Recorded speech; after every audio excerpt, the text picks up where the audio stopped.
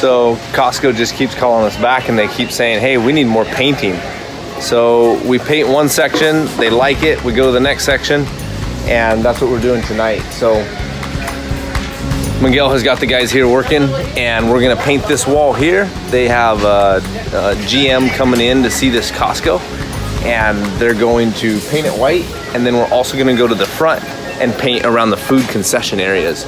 So here you can see how they have masked up the floor to protect it from paint, and then they put paper on there, and they're already getting into the paint right now.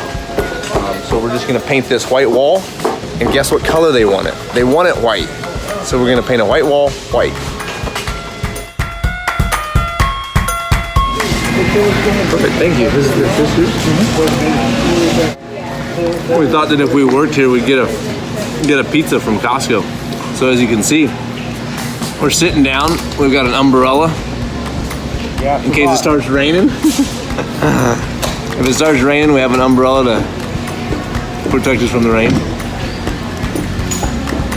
But when they're painting, we just said, hey, go ahead and make us a pizza.